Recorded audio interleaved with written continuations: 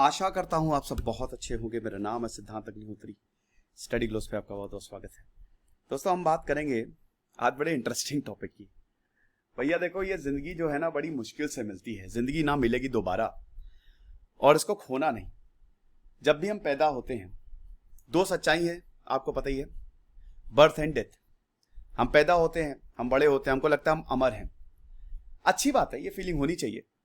लेकिन जैसे जैसे वक्त बीतता जाता है, हमको पता लगता जाता है कि यार अब तो मरना ही है, तो भगवान की शरण में ही जाओ। तो डेथ इज इनएविटेबल, हर कोई मरता है। लेकिन दोस्तों, मैं 10 तरीके बताऊंगा, ऐसे मत मरिएगा। मरिएगा, सबसे बेस्ट डेथ होती है अपनी स्लीप में मर जाना। बेस्ट कहता ना कि बड़े पुण्य वालों को मिलता है। या एकदम से खत्म हो जाना। बॉम्ब ब्लास्ट भी ठीक है, वो खत्म हो गए, अजीब व गरीब लेक्चर है, लेकिन आपको बहुत मजा आएगा। लेकिन ये जो 10 तरीके बताने जा रहा हूं, 10 से शुरू करूंगा और फिर आगे बढ़ते रहेंगे। ये बड़े खतरनाक है यार। Avoid it at all cost. तो सब चलो शुरू करते हैं। चैनल को सब्सक्राइब करो, इंस्टा पे फॉलो करो, टेलीग्राम पे आओ। तो सबसे पहला तरीका है, 10वें नंबर पे जो है वो है स्टार्वेशन। भूख से मरना। बेटा, भूख से तो बिल्कुल भी मत मरो। भारत में भूखमरी काफी ज्यादा है, भूख से डेथ हो जाती है। कई बार देशों में ड्रॉट आ जाता है। भारत का बंगाल फेमाइन 1943 का 45 लोग मर गए थे। नालियों में लाशें पड़ी होती थी, हड्डी का ढांचा इंसान। जब विंस्टन चर्चिल हत्यारे ने पूरा का पूरा जो अनाज था वो डाइवर्ट कर दिया था वर्ल्ड वॉर 2 में। ऐसे ही चाइना में 1960 में बहुत भयानक फेमाइन आया था। लोग एक दूसरे को खाने लगे थे, लोग मिट्टी, पेड़, ये सब खाने लगे थे। ऐसे बहुत सारे फेमाइंस आए हैं। तो भुखमरी से बहुत बुरी हालत होती है। हम खाते रहते हैं, हमको पता नहीं रहता है। खाते रहो, बढ़िया है, खाते पीते रहो। हमारी जो बॉडी है, शायद आपको पता नहीं होगा, कुछ फैक्ट्स, बहुत सारे फैक्ट्स भी मैं आपको बताता चलूंगा। हमारी जो बॉडी है वो विदाउट फूड 1 से 2 महीना रह सकती है। अगर आप खाली पानी पियो और अगर आप खाली कॉफी भी पियो तो भी वो 1 से 2 महीना तक सर्वाइव कर जाएगी विदाउट फूड। यस, लेकिन इसमें आपको वाटर लेना बहुत ज्यादा जरूरी है। कॉफी भी चलेगी, लेकिन ये 1 महीने तक ही रहेगा। अगर आप मान लो खाना छोड़ देते हो और कुछ नहीं लेते हो, देखो 1-2 दिन का तो व्रत आपने, व्रत हर कोई लगता है। देखिए, व्रत का साइंटिफिक रीजन ये है कि व्रत इसलिए भी रखना चाहिए, हफ्ते में 1 दिन आप अपने डाइजेस्टिव सिस्टम को आराम दे, अपने हथेलियों को आराम दे, अपने जो ऑर्गन्स उनको आराम दे, तो आप हेल्दी रहोगे। कहते हैं ना कि साल में, एक रिपोर्ट में पाया गया था कि साल में अगर आप 20 दिन नहीं खाते हैं, साल में 20 दिन अगर आप बिल्कुल नहीं खाएंगे, 20 दिन बस ऐसे रखिए, जब आप एक अन्न का दाना ला लें, शाम को ले लें, भाई व्रत तोड़ दें, तो आपको कभी कोई बीमारी नहीं लगेगी।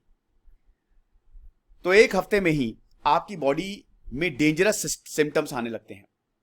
ठीक है, क्योंकि आप खाना तो ले नहीं रहे हैं। अब आपकी बॉडी बड़ी इंटेलिजेंट है, जितना आपको लगता है ना। Your body is very very intelligent. It will feed on your own. अगर आप नेसेसरी न्यूट्रिएंट्स नहीं दे रहे हैं अपनी बॉडी को, तो आपकी बॉडी आपको ही खाना शुरू कर देगी। क्या आपको पता है कैसे खाना शुरू कर देगी? आप फैट लेते हैं ना, fat is very important. Fat is for energy, ठीक है, एनर्जी के लिए होता है। इसी फैट को खाना शुरू कर देती है। तो आप देखिए, हमारे यहां खाने का जो कंट्रोल है वो लिवर और इंटेस्टाइन करते हैं।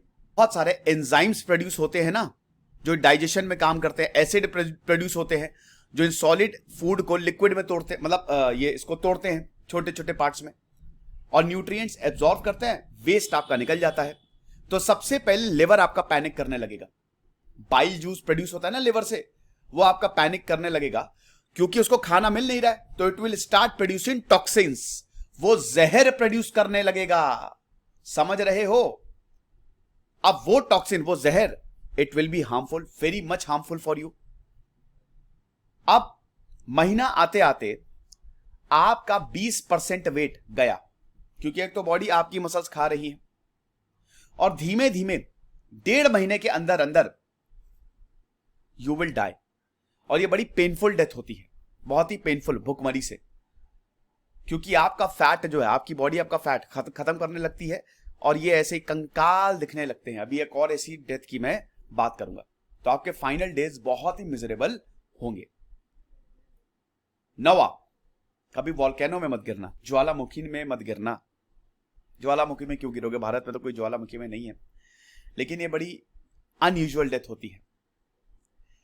आपको बता दूं कि ऐसा नहीं कि आप ज्वालामुखी में अगर गिर जाओ तो एकदम से आपकी मौत हो जाए। डेंसिटी बहुत ज्यादा होती है, लावा की जो डेंसिटी है ना, ये जो आपको दिख रहा है, इसकी डेंसिटी बहुत ज्यादा होती है। तो जब आप गिरोगे, आप डूबोगे नहीं, आप तैरोगे, राइट। पत्थर, जैसे पानी में पत्थर फेंका वो डूब जाता है ना, आप डूबोगे नहीं क्योंकि डेंसिटी ज्यादा है, तो आप तैरते रहोगे।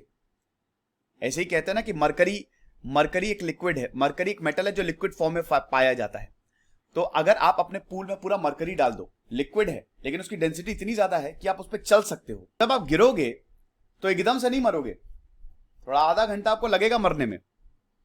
और क्योंकि लावा बहुत ज्यादा गर्म होता है तो पहले आपकी पूरी की पूरी हड्डियां गल जाएंगी और फिर धीमे धीमे धीमे धीमे आप डूबना शुरू करोगे, जो कि बहुत ज्यादा मिजरेबल है यार, बहुत ही खतरनाक होता है। तो भैया कभी वॉल्केनो के पास जाना तो वॉल्केनो में गिरना नहीं। टॉर्चर, बहुत सारी टॉर्चरिंग टेक्निक्स हैं, आपको पता ही है। पहले जमाने में तो टॉर्चर बहुत ज्यादा होता था, कई बार टॉर्चर किया जाता है। और ये जो टेक्निक्स है, कुछ तो ऐसी टेक्निक होती थी कि इसमें इंसान जो है वो एक एक महीने बाद मरता था। जैसे क्रूसीफाई करना, क्या करते थे ना कि ऐसे जैसे जीसस को क्रूसीफाई किया था तो क्या करते थे कि एक क्रॉस बनाते थे। एक मिनट रुकिए, मैं अभी आपको बताता हूं। क्रॉस बनाते थे ऐसा, ठीक है, उसमें आपको टांग देते, आपके हाथ इधर पैर इधर, कील ठोकते थे आपके हाथ और पैरों में और धूप में छोड़ देते थे, लगा देते थे भाई, आपको लटका देते थे और कड़ी धूप। आप धीमे धीमे धीमे, ना ही खाना ना ही पानी, अपने प्राण छोड़ोगे। गिद्ध, कौवे आपके मांस को नोचेंगे धीमे धीमे, आपके मांस नहीं, आपके दुश्मन के मांस को। भाई ऐसे वैसे किसी को दुश्मन को भी ऐसी डेथ ना मिले। और इसमें कई बार 1 से 1.5 महीना लग जाता था। कुछ इस तरीके का व्हील होता था। अगर पहले धर्म के खिलाफ अगर आप बोलते थे तो आपको टॉर्चर किया जाता था। यस, अभी भी आपको बता दें टॉर्चर किया जाता है। अभी भी कुछ ऐसी ट्राइब्स है जो इंसानों को सैक्रिफाइस करते हैं। इनका ट्राइब आपको अमेरिका में मिलेगी, वो ह्यूमन सैक्रिफाइस करती है, स्पेशली चाइल्ड सैक्रिफाइस। उसका जो चीफ है वो चाइल्ड सैक्रिफाइस करता है, बलि देता है इंसानों की, और वो भी बहुत ही खतरनाक होती है, काफी टॉर्चरस होती है, ठीक है। तो टॉर्चर किया जाता था, एंशिएंट किंगडम्स ये करते थे। आपने धर्म के खिलाफ बोला, इस तरीके का व्हील होता था और इसको ऐसे घुमाया जाता था, तो आपका पूरी बॉडी खिंचती थी जब तक 2 पार्ट में अलग नहीं हो जाती। जिंदा जला दिया जाता था। एक ब्रेजन बुल था, वो मैंने आपको एक लेक्चर लिया है मैंने कि एंशिएंट वर्ल्ड में सबसे खतरनाक सजाएं कौन सी दी जाती थी। एक ब्रेजन बुल था, वो ऐसे सांड होता था और उसका पेट, जो मेटल का सांड होता था, पेट खुला होता था, तो वहां पे इंसान को बैठा दिया जाता था और नीचे आग जला दी जाती थी और वो भुन जाता था। तो इस तरीके के बहुत सारे टॉर्चरस मेथड्स थे जो मेडिवियल इंग्लैंड, फ्रांस बहुत पॉपुलर थे। कई सारी ऐसी टेक्निक्स थी। कई बार एक इंसान को इतना ज्यादा खिलाया जाता था जब तक उसका पेट ना फट जाए। जहर का प्याला दे दिया जाता था, हाथियों से कुचलवा दिया जाता था। और ये सब आप एकदम से नहीं मरेंगे, इसमें धीमे धीमे मौत होगी। ठंडी जगह पे छोड़ दिया जाता था, फ्रीजिंग कोल्ड वहां पे छोड़ दिया जाता था, रेगिस्तान में छोड़ दिया जाता था मरने के लिए। तो ऐसे बहुत नायाब तरीके थे जिससे इंसान को टॉर्चर किया जाता था। 7th पोजीशन पे क्या है भैया? चलो 7th पोजीशन पे भाई, ईटन अलाइव। यस, अच्छा ये सबका नाइटमेयर है, eaten alive, eaten by animals. क्या आपको पता है, जैसे शेर जो है या चीता जो है या जो कैट्स हैं, कैट फैमिली के हैं, उसमें पहले जो शेर है या टाइगर है वो गला पकड़ता है, खत्म करता है, पहले चोक करता है, पहले आपको मारता है, फिर वो आपको खाएगा। शिकार को पहले, टाइगर हो गया, लायन हो गया, ये सब पहले मारते हैं फिर आपको खाएंगे। इकलौता ऐसा जानवर है जो जिंदा खाना शुरू करता है। आप देख सकते हैं कि आपको वो खा रहा है, आप देखेंगे। पता है वो कौन है? वो है हाइना, लकड़बग्घा। लकड़बग्घे ग्रुप में शिकार करते हैं। कई बार इनसे हेट किया जाता है, लेकिन दोस्तों आपको पता है इकोलॉजी के लिए बहुत ज्यादा इंपॉर्टेंट है। जो वेस्ट होता है ना, वेस्ट, ये हाइना खाते हैं। तो इसीलिए बैलेंस के लिए बहुत ज्यादा इंपॉर्टेंट है। एनिमल्स बहुत बढ़िया होते हैं, लेकिन ये हाइना जिंदा खाते हैं। अफ्रीका में एक दो ऐसे इंसिडेंट हुए हैं, जब लोग टेंट पे गए, हाइनास ने अटैक कर दिया। अफ्रीका के जंगल में कभी अकेले मत जाइएगा, और खा गए, जिंदा खा गए। पता कैसे खाते हैं? ग्रुप में, एक तो ग्रुप में अटैक करते हैं, तो सबसे पहले ये शिकार का पेट खाना शुरू करते हैं। धीमे धीमे शिकार का पेट खाएंगे, और शिकार जिंदा है, वो देख रहा है कि मेरा पेट खा रहे हैं, वो आपके गले पे या फिर आपकी दिल विल पे वो नहीं वार करेंगे। उसके बाद धीमे धीमे वो नीचे जाते हैं, फिर पेट, ब्लड लॉस बहुत ज्यादा होगा, होता रहेगा होता रहेगा। सुबह मान लीजिए लकड़बग्गे ने खाना शुरू किया, तो दोपहर तक आपकी मौत होगी, या जितनी जल्दी हाइना आपको खा जाए। तो और एक हाइना नहीं होता है, ग्रुप में शिकार करते तो 7-8 होते हैं, फिर आपको हाथ, फिर आपके पैर, पेट को सबसे पहले, तो बहुत ब्लड लॉस होता है, और फाइनली शिकार तड़प तड़प के मरता है। और ऐसे बहुत सारे जानवर हैं, जैसे जैगवार्स भी अपने प्रे को सफोकेट नहीं करते, ये दांतों का इस्तेमाल करते हैं। इनफैक्ट कई बार तो ये आपके दिमाग को काट लेते हैं, ब्रेन को काट लेते हैं। ऐसा चींटियां, एक ऐसा इंसिडेंट हुआ था कि अमेरिका में, कि पता नहीं कहां पे, मैं भूल रहा हूं, कि वहां पे एक नवजात बच्चा था, उसके पूरे शरीर पे चींटियां लग गई थी, चींटियां खा गई उसे।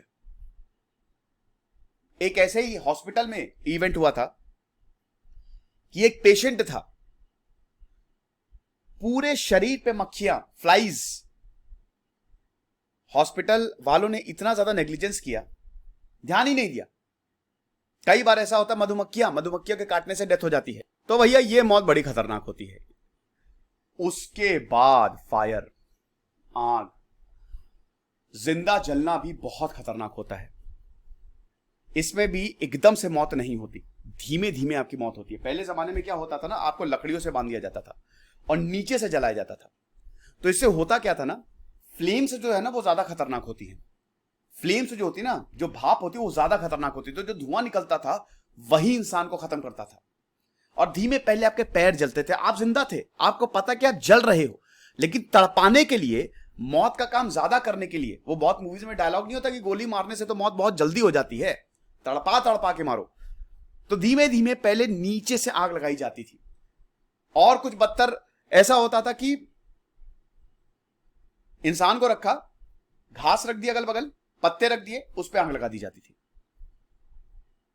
और धीमे धीमे धीमे वो जलता था। आग जो है वो पैरों से ऊपर जाती थी। और वैसे भी अगर आपको आग लगती है तो आपकी एकदम से मौत नहीं होती, आधे 1 घंटा लगता है। अब बाकी के 5 जो हम देखें, इससे पहले हम आगे बढ़े, आज हमारी रक्षाबंधन सेल खत्म हो जाएगी दोस्तों, सेल लाइव है। तो सारे कोर्सेज पे 90 से 95% तक ऑफ है। स्पेशली हमने यूपीएससी का फाउंडेशन कोर्स बहुत ही शानदार बनाया है। एनसीईआरटी के कोर्सेज है, पर्सनालिटी डेवलपमेंट के कोर्सेज है, तो आप ऐप को डाउनलोड करके इन कोर्सेज को अवेल कर सकते हैं भैया। उसके बाद होता है प्लेन क्रैश या किसी भी तरीके का accident. Plane crash is also the worst way to die. Plane crash ना हो, वैसे अब तो प्लेन क्रैश नहीं होते, हो भी जाते हैं, देखिए अब हादसा है वो तो कभी भी हो सकता है, लेकिन प्लेन क्रैश में प्रॉब्लम ये होती है ना कि एक तो पहले आप बहुत हाइट पे होते हो और आप कुछ कर नहीं सकते, ज्यादा कुछ नहीं कर सकते। आप समझिए कि प्लेन तुरंत नीचे जाने लगता है जैसे ही प्लेन क्रैश होता है, तो आप वैसे ही बहुत ऊपर होते हो, 9.5 या 10 किलोमीटर या उससे भी ऊपर होते हो, आप बादलों से ऊपर उड़ते हो। तो जब आप रियल फ्री फॉल होंगे तो हाइपोक्सिया माइट सेट इन, ऑक्सीजन की कमी होने लगती है। जैसे ही प्लेन नीचे गिरेगा, ऑक्सीजन की कमी होगी, आप बेहोश हो जाएंगे, ऑक्सीजन मिलेगी नहीं, फिर एकदम से आप उठेंगे, एकदम से आपकी नींद खुलेगी, यस मैं उठ गया ये हु। लेकिन उसके बावजूद 200 किलोमीटर प्रति घंटे की रफ्तार से आप नीचे जा रहे हो। अब आपके पास बस 2 से 3 मिनट बचे हुए हैं, नीचे चले जाओगे। तो सबसे बड़ी बुरी बात यह है कि प्लेन क्रैश में मौत तो बहुत जल्दी हो जाती है, लेकिन वो जो 3-4 मिनट होते हैं जो फियर होता है, it is the worst part. जैसे अभी आपने देखा ना किस तरीके से तालिबान से जब अफगानिस्तान से प्लेन उड़ा तो लोग प्लेन के ऊपर चढ़ गए और लोग नीचे गिरे। एक फुटबॉलर 17 साल का नीचे गिरा, कोई पंखे पे लटका हुआ, कोई विंग्स पे, कोई टॉर्मैक पे लटका हुआ। जब ये प्लेन अमेरिका पहुंचा तो इसके जो रोटर्स थे, पहियों में मांस के लोथड़े चिपके हुए थे, ऐसा।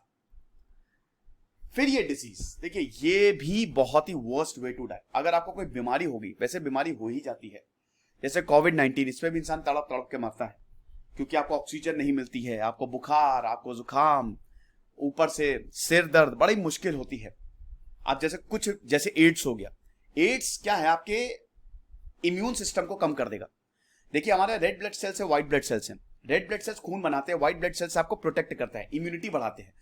लेकिन एड्स, ये बैक्टीरिया जो होता है, ये व्हाइट ब्लड सेल्स का प्रोडक्शन बहुत ज्यादा करने लगता है, तो यही आपका इम्यून सिस्टम आपको मारने लगता है।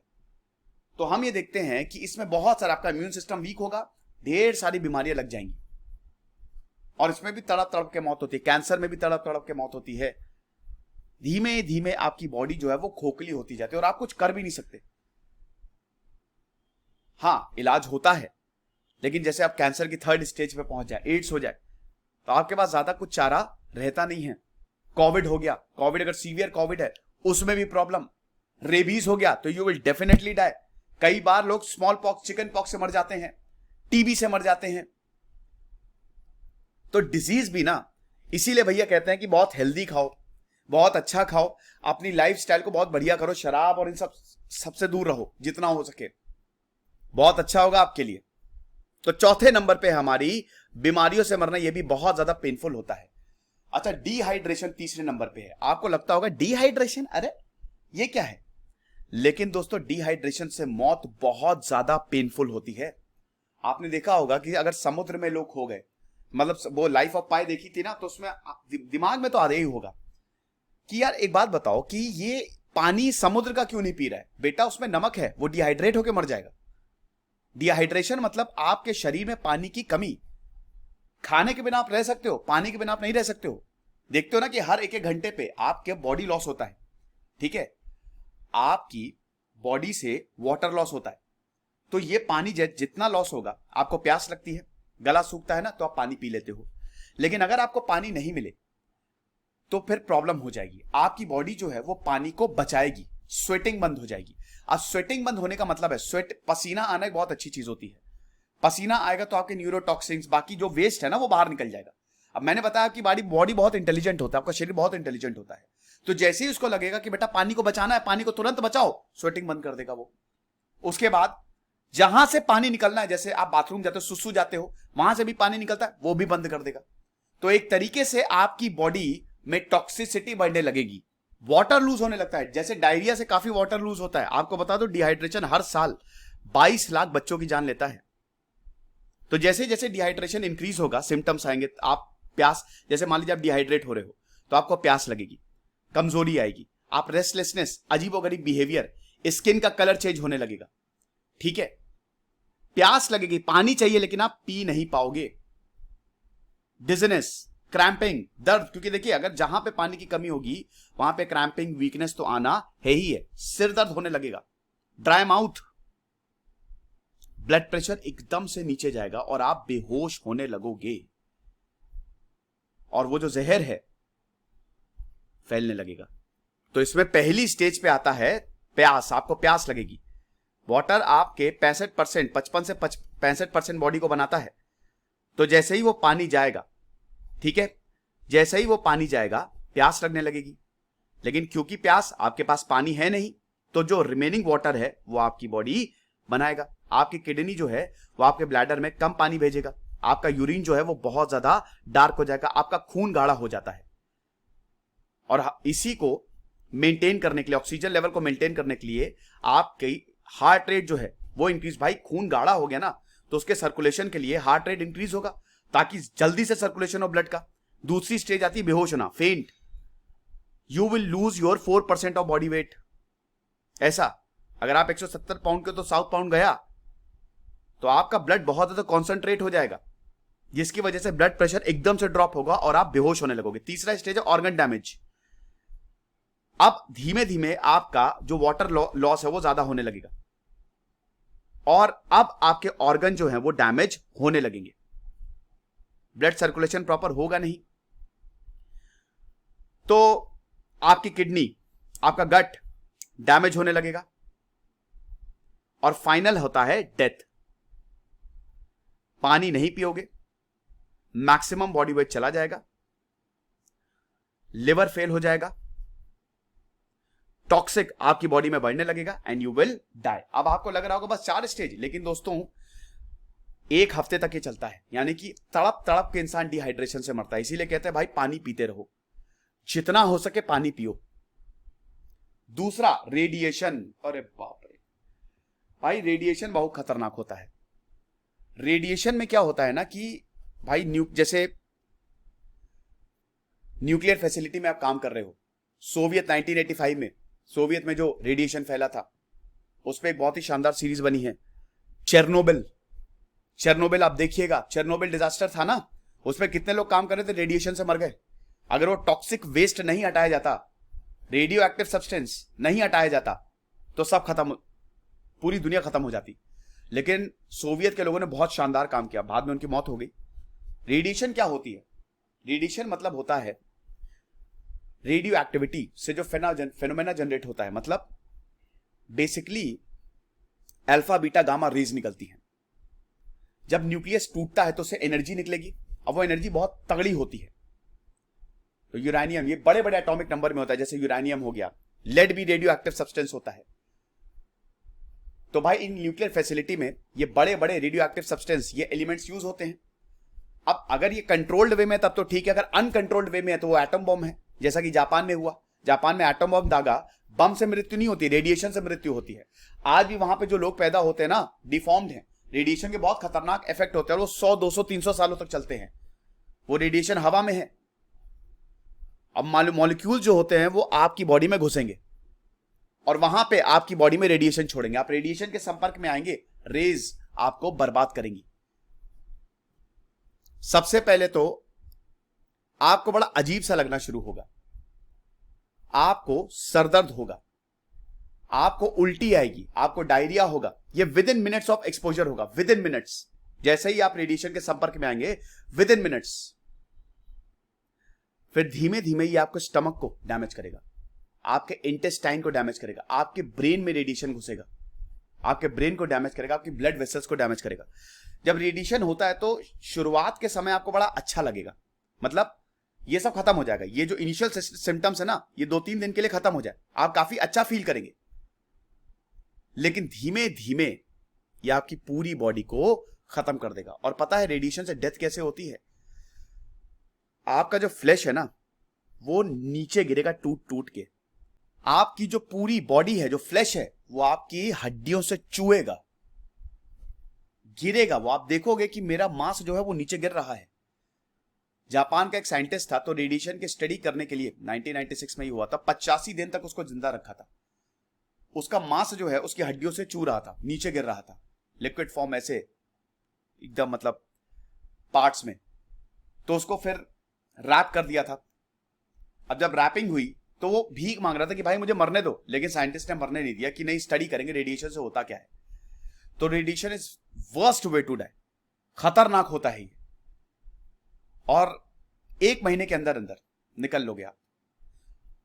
बहुत तड़प होती है इसमें, इंसान तड़प तड़प के मरता है रेडिएशन पॉइजनिंग से। सबसे खतरनाक नंबर 1 सुसाइड। भाई देखो, सुसाइड इज द नंबर 1, क्योंकि एम्बैरेसमेंट से मरना, सुसाइड करना, ये शास्त्रों में भी बहुत खराब बताया गया है, और ये ऐसे भी बहुत ही दर्दनाक होता है। सुसाइड के बहुत सारे तरीके होते हैं। कुछ लोग ट्रेन से कट के मर जाते हैं, कुछ लोग मंजिल से कूद जाते हैं, 10वीं मंजिल 20वीं मंजिल से कूद जाएंगे, कुछ लोग जहर खा लेते हैं, कुछ फांसी लगा लेते हैं, अलग अलग तरीके होते हैं। लेकिन सुसाइड एक ऐसी स्थिति होती है, इंसान 1-2 महीने से जूझता है सुसाइड करने से पहले, मैं क्या करूं। वो अपने ही मन से एकदम इतना दुखी हो गया है कि यार अब एक ही तरीका है, मैं अपनी जिंदगी खत्म कर लूं। तो वो जो टॉर्चर है वो उस दौरान होता है, इट इज अनबियरेबल।